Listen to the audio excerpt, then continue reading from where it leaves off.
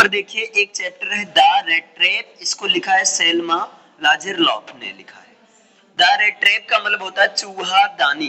तो इसमें देखिएगा, red trap is a story that gives us psychological insight into human nature.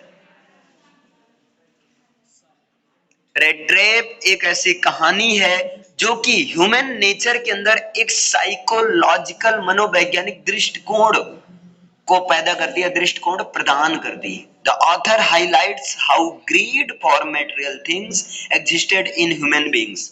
और यहाँ पर लेखक इस बात को हाईलाइट करते हैं, फोकस करते हैं, हाउ ग्रीड की किस प्रकार से जो लालच है फॉर मटेरियल थिंग्स, जो सांसारिक चीजों के प्रति लालच है वो इंसान के अंदर मतलब बिलाप रहते इंसान के अंदर एग्जिस्ट करती है। इंसान किस तरह से सांसारिक चीजों के प्रति जो लालच है उसमें फंसे हुए हैं।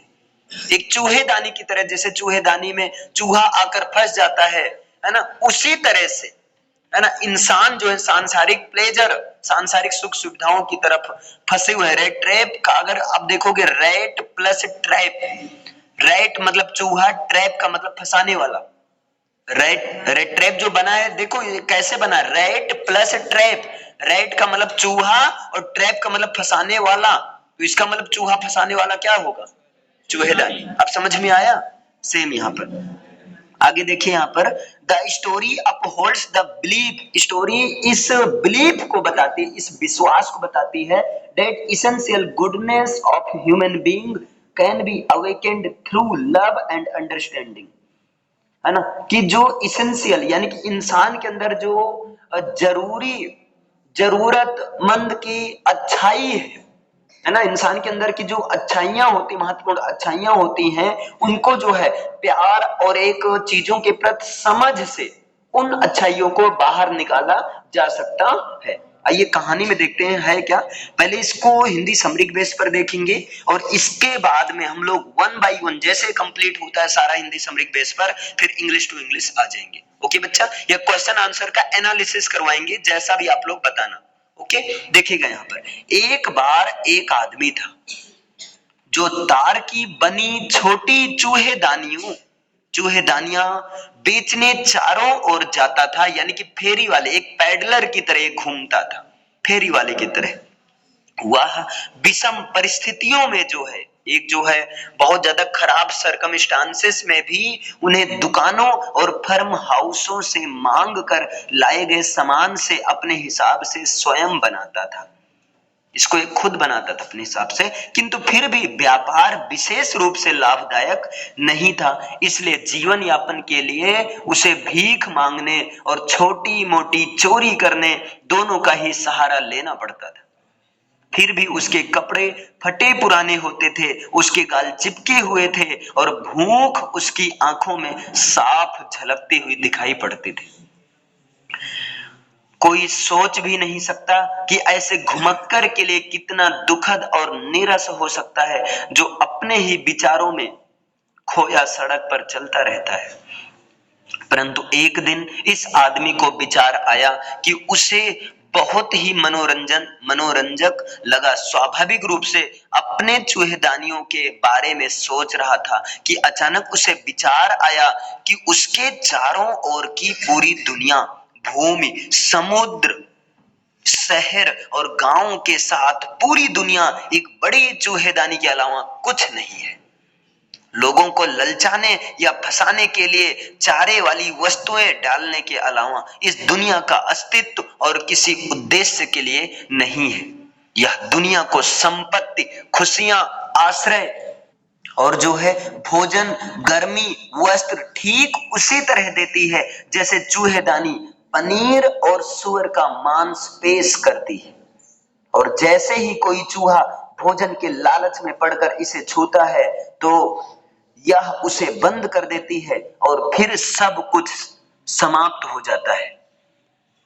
संसार उसके लिए सचमुच कभी भी दयालु नहीं था, इसलिए उसके बारे में बुरा सोचने से उसे अजीब सा जो है सुख मिलता था। अपनी बहुत सी नीरस यात्राओं के दौरान ऐसे परिचित लोगों के बारे में सोचना उसका इच्छित मनोरंजन बन गया था, जिन्होंने स्वयं को खतरनाक जाल में फंसने दिया था।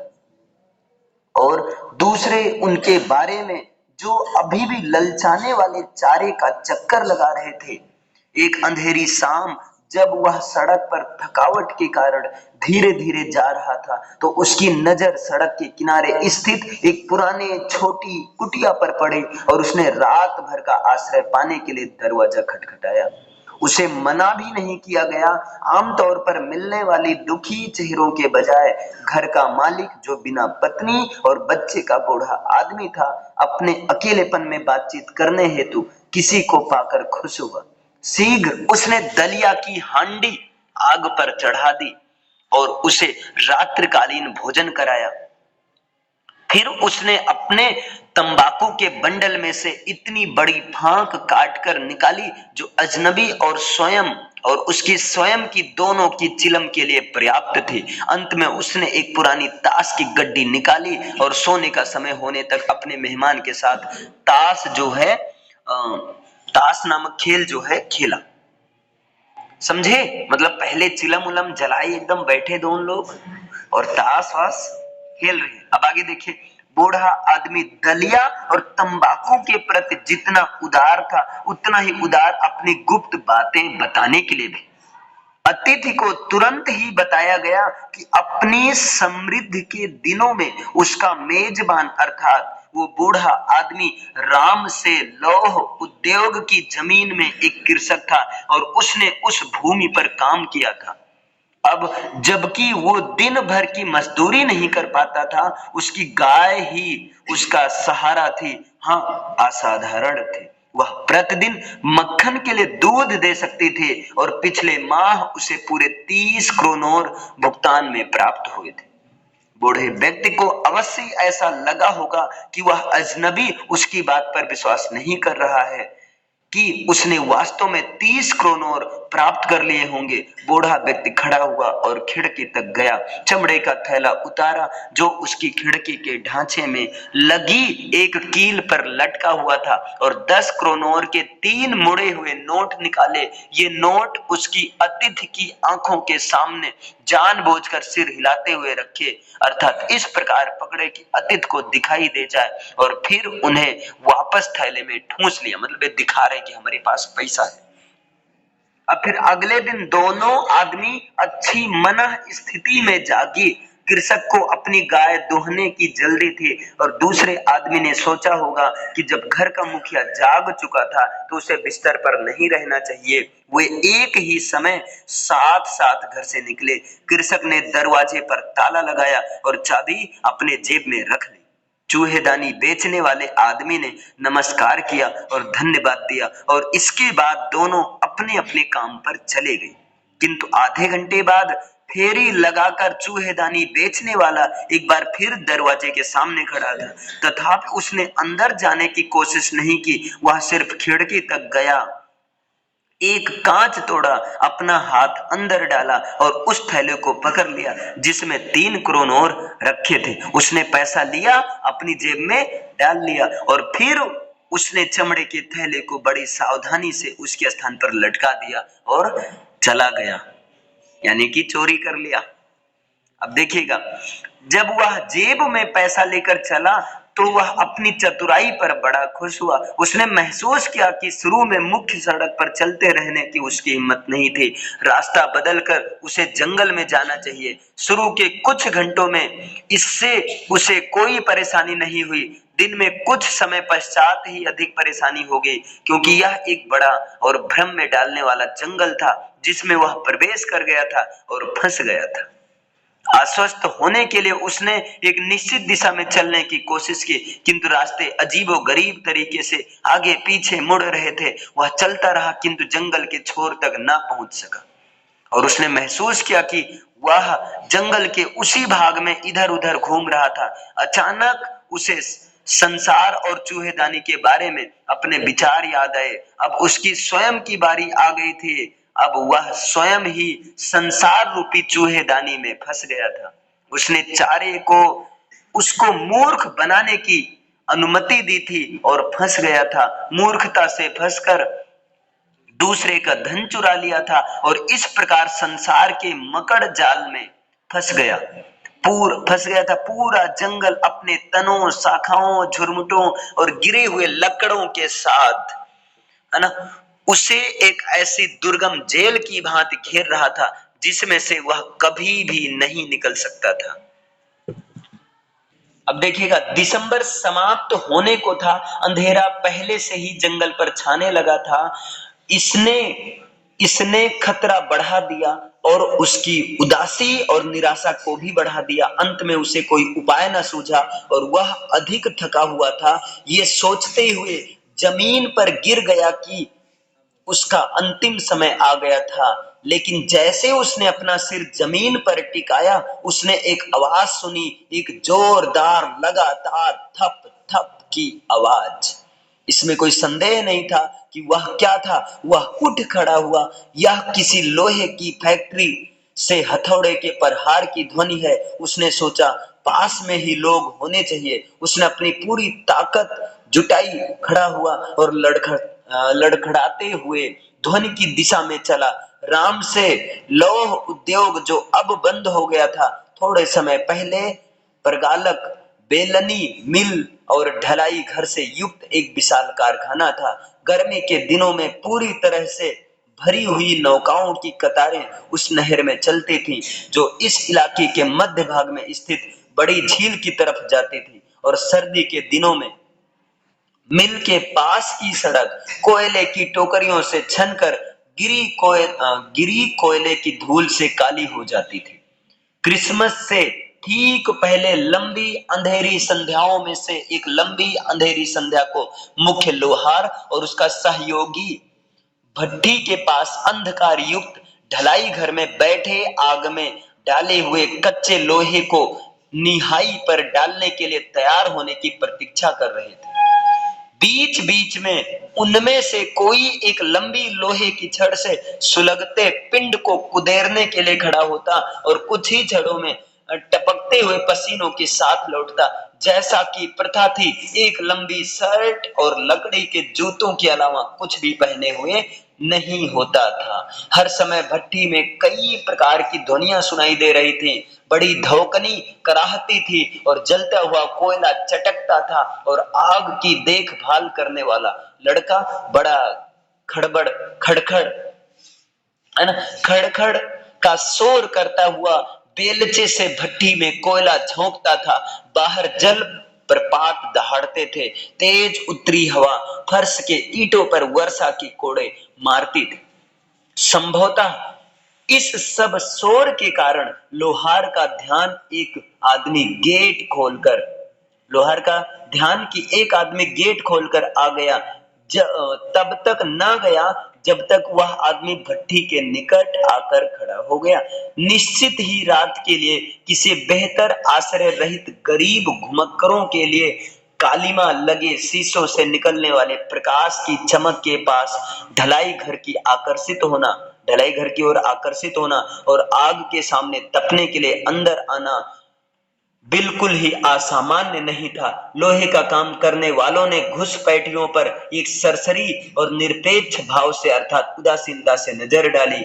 वो वैसा ही दिखाई पड़ रहा था जैसा उसकी तरह के लोग दिखाई पड़ते हैं। लंबी दाढ़ी, गंदा फटे हाल और उसके सीने पर चूहेदानियों का गुच्छा लटकता हुआ दिखा।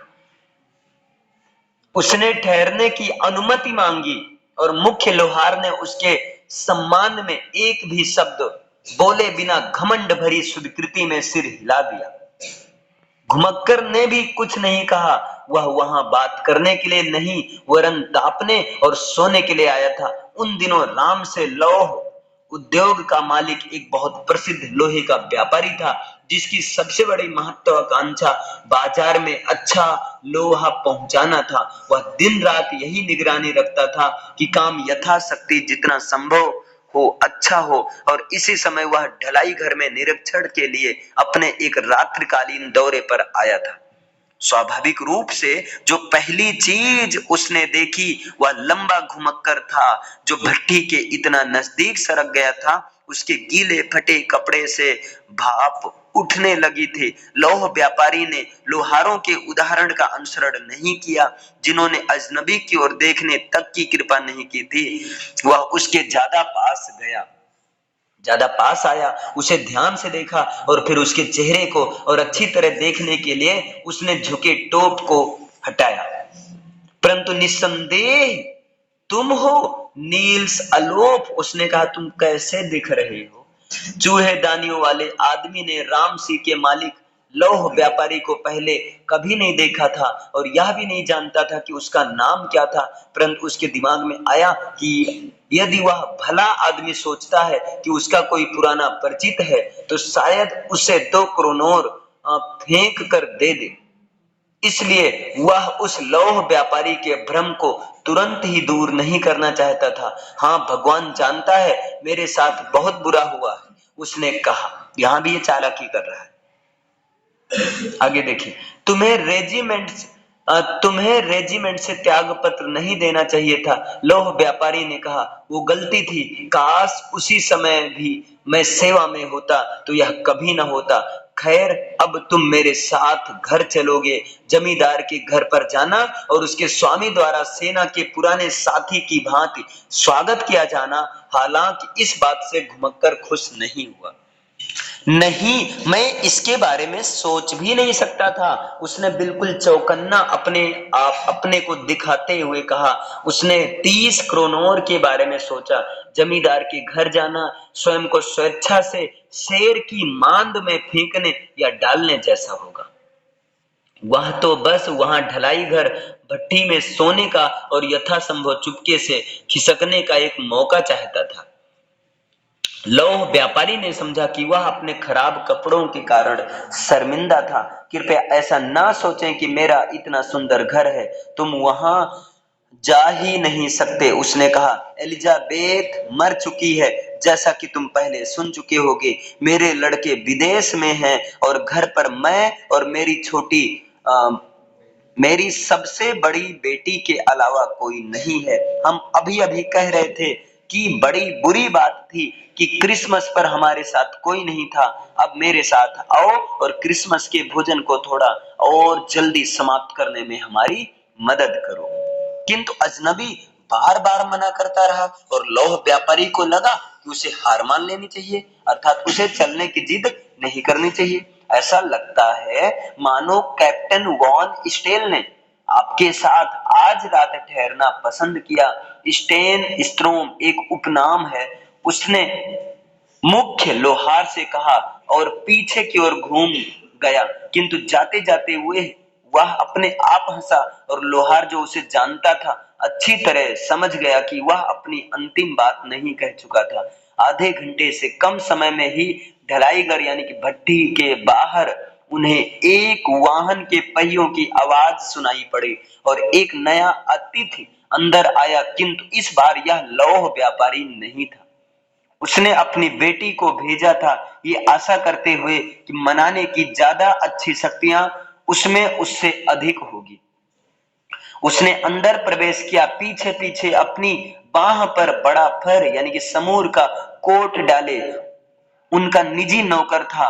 वह बिल्कुल आकर्षक नहीं था, किंतु शालीन और बहुत संकोचशील लग रही थी। ढलाई घर में सब कुछ वैसा ही था जैसा कि पहले शाम को था। मुख्य लोहार और उसका सहायक अभी भी बेंच पर बैठे थे और लोहा और काठ कोयला अभी भी भट्टी में चमक रहे। अजनबी जमीन पर पसर गया था और अशुद्ध लोहे का एक टुकड़ा जो है सिर के नीचे लगाकर लेटा हुआ था और उसने अपना टोप आंखों पर सरका लिया कि ताकि कोई पहचान न पाए। जैसे युवा लड़की ने उसे देखा, वह उसके पास गई और उसका टोप उठा लिया। साफ तौर पर उस आदमी को एक आंख खोलकर सोने की आदत थी। ऐसा भी आदमी होता है, एक आंख खोलकर सोने की आदत थी। वह अचानक उछला और बिल्कुल डरा हुआ लगा। एक आंख खोलकर, अरे यार ऐसा कैसे पॉसिबल है? आगे देखिए। मेरा नाम एडला बिलमेंसन, युवती ने कहा। अब इस लड़की ने कहा कि डरो मत, मेरा नाम एडला बिलमेंसन है। मेरे पिताजी घर आए और उन्होंने बताया कि आज रात आप यहाँ ढलाई घर में सोना चाहते हैं। और फिर मैंने आने और आपको ले जाने की अनुमति मांगी। कप्तान, मुझे बहुत दुख है कि आप इतने बुरे समय से गुजर रहे हैं, आप चूहादानी बेच रहे हैं, मुझे नहीं पता था कि आपकी हालत इतनी खराब हो जाएगी। उसने अपनी गंभीर आंखों में सहानुभूति पूर्वक उसकी ओर देखा और फिर उसने देखा कि वह आदमी डरा हुआ था, या तो इसने कोई वस्तु चुराई है या फिर जेल से भाग कर आया है। उसने सोचा और जल्दी से यह बात जोड़ी, कप्तान, आप आश्वस्त हो सकते हैं कि आपको हम उतना ही स्वतंत्रता पूर्वक जाने देंगे जितनी स्वतंत्रता पूर्वक आप आए हो। कृपया सिर्फ क्रिसमस की पूर्व संध्या पर हमारे साथ ठहर जाएं। उसने यह इतने मिलनसारिता भरे अंदाज में कहा कि चूहेदानी के फेरी वाले को उस पर भरोसा हो गया। मिस, यह बात मेरे दिमाग में कभी ना आती कि आप मुझे लेकर परेशान होंगी। अब ये मिस कहने लगे। उसने कहा, मैं अभी तुरंत चलूंगा। देख रहे हो बच्चा, उसने फर का वो कोट स्वीकार कर लिया जो नौकर ने झुककर सम्मान करते हुए उसे दिया। उसने फर मतलब कपड़े, उसने अपने फटे चीथड़ों के ऊपर डाल लिया और चकित लोहारों की तरफ भी निगाह डाले बिना युवती के पीछे पीछे वाहन तक गया। किंतु जमींदार के घर की तरफ गाड़ी में बैठकर जाते समय उसे अनिष्ट की आशंका हो रही थी कि कहीं उल्टा ना हो जाए कुछ, क्योंकि मैं कप्तान तो हूं नहीं, लेकिन सब मुझे कप्तान समझ रहे हैं। आखिर मैंने उस आदमी का पैसा क्यों चुरा लिया था? उसने सोचा, अब मैं पिंजरे के अंदर बैठ रहा हूं और कभी भी इससे बाहर नहीं निकलूंगा। अगले दिन क्रिसमस की पूर्व संध्या थी और जब लौह व्यापारी भोजन कक्ष में नाश्ते के लिए आया तो शायद उसने अपने सेना के साथ उस साथी के बारे में संतोष पूर्वक सोचा जिससे उसकी मुलाकात अप्रत्याशित रूप से हो गई थी। सर्वप्रथम हमें ये देखना चाहिए कि इसकी हड्डियों पर थोड़ा मांस चढ़ जाए, उसने अपनी बेटी से कहा जो मेज पर भोजन लगाने में व्यस्त थी। और फिर हमको ये देखना चाहिए कि इस देश में चारों ओर घूम घूम कर चूहेदानियां बेचने की अपेक्षा कोई दूसरा काम मिल जाए। बड़ी विचित्र बात है कि इसके साथ चीजें इतना ज्यादा बिगड़ गई हैं। बेटी ने कहा, पिछली रात मुझे नहीं लगा कि उसमें कोई भी ऐसी बात थी जो ये दिखा सकती थी कि वह कभी कोई शिक्षित व्यक्ति रहा था। तुम्हें धैर्य रखना चाहिए मेरी छोटी बच्ची, पिता ने कहा। जैसे ही ये नहा लेगा और नए कपड़े पहन लेगा तो तुम्हें कुछ भिन्न दिखाई देगा।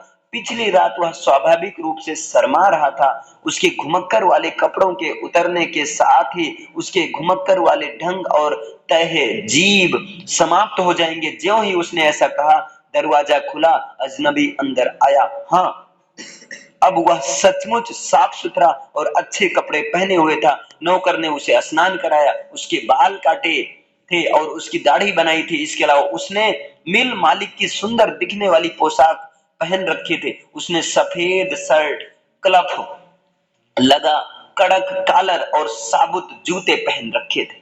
एकदम ये सूट बूट में राजा बाबू बन गए। यद्यपि उसका अतिथि अब खूब सजा संवरा था, लेकिन लौह व्यापारी संतुष्ट नहीं लगा। उसने माथे पर सलवटे सिकन डालते हुए उसकी ओर देखा और समझना आसान था कि उसने अजनबी को भट्टी के धुंधले प्रकाश में देखा तो उसने गलती कर दी होगी।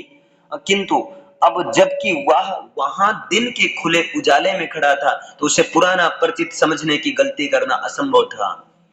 इसका क्या मतलब है? उसने गरज कर कहा। अजनबी ने धोखा देने की कोशिश नहीं की। वह तुरंत भांप गया कि शान शौकत का अंत हो चुका था। श्रीमान, यह मेरी गलती नहीं है, उसने कहा। मैंने एक गरीब व्यापारी के अलावा कुछ भी दिखाने का नाटक नहीं किया और मैं ढलाई घर में ठहरने की अनुमति पाने के लिए प्रार्थना की, किंतु कोई नुकसान नहीं हुआ है। बुरे से बुरा ये हो सकता है कि मैं अपने फटे पुराने कपड़े पुनः पहन सकता हूँ और जा सकता हूँ। अच्छा, थोड़ा हिचकिचाते हुए लौह व्यापारी ने कहा, यह ईमानदारी पूर्ण बात भी नहीं थी। तुम्हें यह स्वीकार करनी चाहिए और मुझे आश्चर्यचकित नहीं होना चाहिए यदि न्यायिक अधिकारी इस मामले में कुछ कहें। घुमक्कर एक कदम आगे बढ़ा और मेज पर एक घूंसा मारा। क्या बात है श्रीमान लौह व्यापारी, अब मैं आपको बताने जा रहा हूं, उसने कहा। यह संपूर्ण संसार एक बड़ी चूहेदानी के अलावा कुछ भी नहीं है। सारी अच्छी चीजें जो आपको पेश की जाती हैं किसी गरीब को परेशानी में डालने के लिए सजाई गई सजाई गई पनीर की बाहरी परत और सूअर के मांस के टुकड़ों के अलावा कुछ नहीं है। यदि अब इस बात के लिए न्यायाधिकारी आए और मुझे जेल में डाल दें तो श्रीमान लौह व्यापारी याद रखें कि एक दिन आ सकता है जब आप सूअर के मांस का बड़ा टुकड़ा प्राप्त करना चाह सकते हैं और तब आप स्वयं पिंजरे में फंस जाओगे। लौह व्यापारी हंसने लगा। कहा हुआ कथन बुरा नहीं है मेरे प्यारे साथी, शायद क्रिसमस की पूर्व संध्या पर हमें न्यायाधिकारी को तो छोड़ ही देना चाहिए, परंतु अब यहां से जितना जल्दी हो सके बाहर निकलो। किंतु ज्यों ही वह आदमी दरवाजा खोल रहा था, बेटी ने कहा, मैं समझती हूँ इन्हें आज हमारे साथ रुकना चाहिए। मैं नहीं चाहती कि वह चला जाए और इसके साथ ही वह गई और दरवाजा बंद कर दिया। यहाँ अब तुम क्या कर रही हो? पिता ने कहा। बेटी वहां बिल्कुल परेशान खड़ी थी और शायद ही जानती थी कि क्या उत्तर दें। उस सुबह उसे बहुत खुशी हुई थी जब उसने सोचा था बेचारे भूखे अभागे के लिए चीजों को वह कितना घर जैसा और क्रिसमस के अनुरूप बनाने के लिए तैयारी कर रही थी। वह इस विचार को अचानक त्याग न सकी और यही कारण था कि उसने घुमक्कर के लिए दया की मांग की। मैं यहाँ इस अजनबी के बारे में सोच रही हूँ, युवती ने कहा। वह पूरे ही वर्ष घूमता रहता है और पूरे देश में लगभग एक भी स्थान ऐसा नहीं है जहां उसका स्वागत होता है और जहां पर घर जैसा महसूस करता हो। वह जहां भी जाता है वहां से भगा दिया जाता है और उसे हमेशा गिरफ्तार होने और प्रश्न पूछे जाने का डर लगा रहता है। मैं चाहूंगी कि वो हमारे साथ यहाँ पर शांति एक दिन, है ना, एक दिन गुजारे, पूरे वर्ष में केवल एक दिन। लौह व्यापारी ने अपनी दाढ़ी के अंदर कुछ बुदबुदाया। वो अपनी बेटी का उसका विरोध न कर सका। निसंदेह यह एक गलती थी। उसने अपनी बात जारी रखी, किंतु खैर मैं नहीं समझती कि हम एक ऐसे मनुष्य को भगा दें जिसे हमने यहाँ बुलाया है और जिसके लिए हमने क्रिसमस की खुशी का वादा किया है। तुम तो किसी पादरी से भी बुरा उपदेश दे रही हो। लौह व्यापारी ने कहा, मैं तो सिर्फ ये आशा करता हूं कि तुम्हें इसके लिए पश्चाताप न करना पड़े। युवती ने अजनबी का हाथ पकड़ लिया और मेज तक ले गई। अब बैठ जाओ और भोजन करो, उसने कहा, क्योंकि उसने देख लिया था कि उसके पिता ने हार मान ली थी। दानियों वाले ने चूहेदानी वाला एक शब्द भी नहीं कहा। वह केवल बैठ गया और भोजन लेकर खाने लगा। बीच बीच में वह उस युवती की ओर देख लेता था जिसने उस पर दया करने के लिए बीच में दखल दी थी। उसने ऐसा क्यों किया था? कौन सा मूर्खतापूर्ण विचार हो सकता था? इसके बाद रामसे में क्रिसमस की पूर्व संध्या ठीक वैसे गुजरी जैसा कि हमेशा गुजरती थी। अजनबी ने कोई परेशानी पैदा नहीं की क्योंकि उसके सोने के अलावा कुछ नहीं किया। दोपहर पहले वो अतिथि कक्षों में से एक सोफे पर लेटा रहा और लगातार सोता रहा। दोपहर को उन्होंने उसे जगाया ताकि वह क्रिसमस के अच्छे भोजन का अपना हिस्सा ले सके, लेकिन इसके बाद वो फिर से सो गया। ऐसा लगता था मानो वर्षों से वह इतना शांतिपूर्वक और सुरक्षित नहीं सो पाया था जितना यहाँ रामसे में सोया था। शाम को जब क्रिसमस वृक्ष को प्रकाशित किया गया, उन्होंने फिर उसे जगाया। हुआ थोड़ी देर बैठक कक्ष में इस प्रकार आंखें टिमटिमाते हुए खड़ा रहा जैसे मोमबत्ती का प्रकाश उसे चोट पहुंचाता रहा था, किंतु इसके बाद वह पुनः गायब हो गया। 2 घंटे बाद उसे पुनः जगाया गया। फिर भोजन कक्ष में नीचे जाना पड़ा और क्रिसमस की मछलियां और दलिया खाया। जैसे वे मेज से खड़े हुए थे, वह सभी उपस्थित लोगों के पास गया और उसने उन सभी को धन्यवाद दिया और शुभ रात्रि कहा। लेकिन जब वह युवती के पास आया तो उसने उसे समझाया कि उसने जो वस्त्र पहन रखे हैं वह क्रिसमस का उपहार है, उसे उन्हें वापस नहीं करना पड़ेगा। और यदि वह क्रिसमस की अगली पूर्व संध्या ऐसी जगह बिताना चाहे जहां वह शांतिपूर्वक रह सके और आश्वस्त हो सके तो उसका कोई अनिष्ट नहीं होगा। फिर से उसका स्वागत किया जाएगा। चूहेदानियों वाले आदमी ने इस बात का कोई जवाब नहीं दिया। वह केवल असीम आश्चर्य के साथ युवती की तरफ टकटकी लगाकर देखता रहा। अगली सुबह लौह व्यापारी और उसकी बेटी प्रसन्नचित भाव में जल्दी क्रिसमस की पूजा के लिए जागे और उनका मेहमान यानी कि अतिथि अभी भी सोया हुआ था और उन्होंने उसे बाधा नहीं पहुंचाई। जब लगभग 10 बजे हुए लोग चर्च से वापिस आए तब युवती बैठ गई और सामान्य से कहीं ज्यादा निराशा में सिर लटका लिया। चर्च में उसे पता चला कि लौह मिल के एक पुराने क्राफ्टकर यानी कृषक को एक ऐसे आदमी ने लूट लिया था जो घूम घूम कर चूहेदानी बेचता था। हाँ, वह बढ़िया आदमी था जिसे तुमने घर में आने की अनुमति दी थी। पिता ने कहा, मैं तो सिर्फ ये सोचता हूँ कि इस समय अलमारी में चांदी की कितनी चम्मच बची हुई है। गाड़ी मुश्किल से गाड़ी मुश्किल से सामने की सीढ़ियों के पास पहुंची थी कि लोग व्यापारी ने नौकर से पूछा, क्या अजनबी अब भी वही था? उसने आगे कहा कि उसने चर्च में सुना था कि वह आदमी चोर था। नौकर ने बताया कि आदमी जा चुका था और अपने साथ कुछ भी नहीं ले गया था। इसके अलावा विपरीत क्रिसमस उपहार के रूप में एक पैकेट छोड़ गया था जिसे कृपा स्वरूप मिस विलमेंसन को स्वीकार करना था। युवती ने पैकेट खोला तो इतनी बुरी तरह बंधा हुआ था कि उसके अंदर का सामान तुरंत दिखाई दे गया। वह खुशी से हल्का सा चीख पड़ा। उसने एक छोटी चूहेदानी मिली उसे एक छोटी चूहेदानी मिली। इसके अंदर 10 क्रोनोर के 3 नोट थे, परंतु यही सब कुछ नहीं था। चूहेदानी के एक बड़े व टेढ़े अक्षरों में लिखा हुआ एक पत्र पड़ा था। आदरणीय और दयालु कुमारी, क्योंकि पूरे दिन आप मेरे प्रति अच्छी रही हैं, मानो मैं कप्तान हूँ। मैं बदले में आपके प्रति अच्छा होना चाहता हूँ, जैसे कि मैं सचमुच में ही कोई कप्तान हूँ। मैं क्रिसमस के अवसर पर एक चोर द्वारा आपको शर्मिंदा नहीं होने देना चाहता हूँ, लेकिन आप यह धन सड़क किनारे वाले बूढ़े आदमी को वापस दे सकती हो जिसने गरीब घुमक्करों को लालच में डालने के लिए खिड़की की फ्रेम किनारे पर थैला लटका रखा है। यह चूहेदानी एक ऐसे चूहे की ओर से क्रिसमस का उपहार है जो इस संसार के चूहेदानी में फंस गया होता यदि उसे कैप्टन न बनाया गया होता, क्योंकि इस तरह उसे स्वयं को साफ करने सही रास्ते पर लाने की शक्ति मिल गई। मित्रता और अत्यंत आदर के साथ लिखित, कैप्टन वॉन स्टेल।